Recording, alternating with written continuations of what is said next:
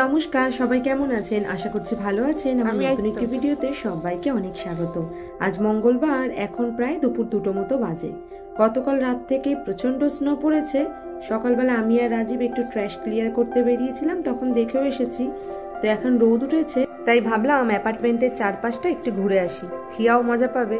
আমাদের অ্যাপার্টমেন্টের যেসব বন্ধুরা আছে তারা সকালের দিকেই বেরিয়েছিল, তবে তখন থিয়া ঘুমাচ্ছিল বলে আর ওঠায়নি। একটু সুইমিং পুলের দিকটা যাব ভাবছি। চলুন তাহলে। টেক্সাসের বহু শহর রয়েছে যেখানে প্রত্যেক বছর নাকি স্নোফল হয়, তবে হিউস্টনে হয় না, আর হলেও খুব কম মাত্রায় হয়, ওই 1 ইঞ্চির মতো।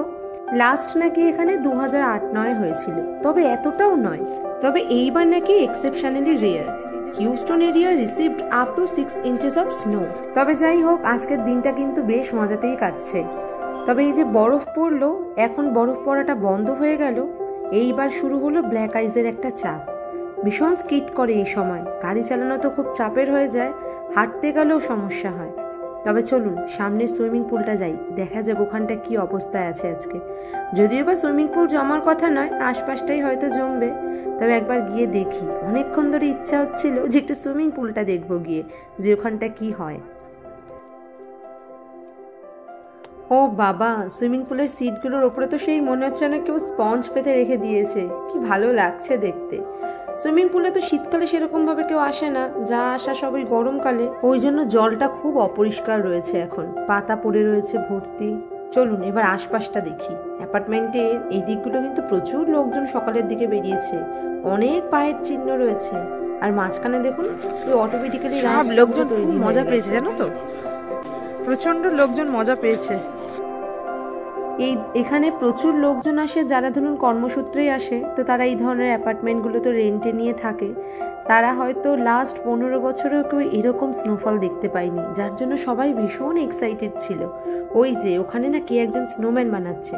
দাঁড়ান সামনে যাই, গিয়ে একটা ছবি তুলব।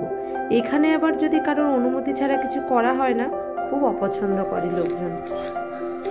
Nice, can I take a picture? তবে এটা বললো উনি স্নোম্যান নয়, ওই ঘোস্ট টাইপের কিছু একটা বানিয়েছে।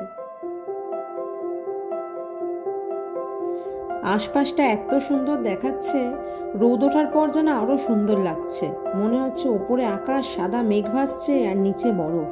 খুব সুন্দর লাগছে। এই জায়গাটা তো বরাবরই দেখে এসেছি যে সবুজ ঘাসে ভরা, হঠাৎ করে যেন কেমন একটা বরফের চাদর ঢেকে গেছে চারিদিকটা। তবে এটা কিন্তু খুব ক্ষণিকের আনন্দ, আর স্নোফল হবে না। ওই যে ওইদিকে গাড়ি পরিষ্কার করছে কিছু লোকজন, এবার টুকটাক লোকজন কাজবাজ এগিয়েও রাখছে। এখানে প্রায় প্রতিটা লোকেরই গাড়ি থাকে। আমরা দেশে যেমন কিছু কিছু জিনিস আনার হলে টুক করে হেঁটে গিয়ে নিয়ে চলে আসি, এখানে আবার লোকজন আশপাশ, সামনে দূরে যাওয়া যেখানেই হোক না কেন, সবই এই গাড়ির ওপর নির্ভরশীল। ওই যে এই বাচ্চাটা আবার হেল্পও করছে বাবাকে গাড়ি পরিষ্কার করার জন্য। ওই একজন ভদ্রমহিলা, উনিও গাড়ি পরিষ্কার করছে। ও মা, সামনের গাড়িটা দেখুন, সেই কৃষের মতো, চশমার মতো দুদিকটা ফাঁকা করে দিয়েছে।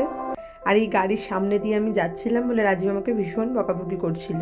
ওই ব্ল্যাক আইসের জন্য না এখন গাড়িপত্র প্রচণ্ড স্কিড করছে, এদিক ওদিক হালকা ঘুরে যাচ্ছে।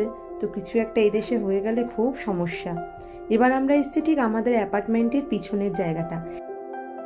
এই দিকটা এমনি দিনে কখনোই আসা হয় না, তবে দেখলাম কিছু লোকজন স্নোম্যান বানাচ্ছে, সেটা দেখার জন্যই আসা।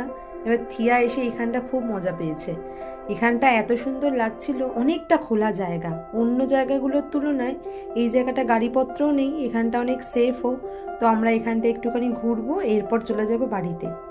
অ্যাপার্টমেন্টের একটা পাশে আমরা ঘুরলাম, থিয়া আর হাঁটবে না। এবার ও স্নোম্যান দেখেছে, এবার ওকে স্নোম্যান বানিয়ে দিতে হবে। তাই ওর বাবাকে বললাম চলো তাহলে বাড়ি চলে যাই, এবার গিয়ে একটা তাহলে স্নোম্যান বানাই। ব্যাস আমরা ঘরে চলে এসেছি। এইবার আমাদের বাড়ির পাশেই যে একটা গাছ রয়েছে, ওই গাছের গোড়াটাতেই ঠিক করি একটা স্নোম্যান বানাবো। তো ওখানেই রাজীব এখন স্নোম্যান বানাচ্ছে।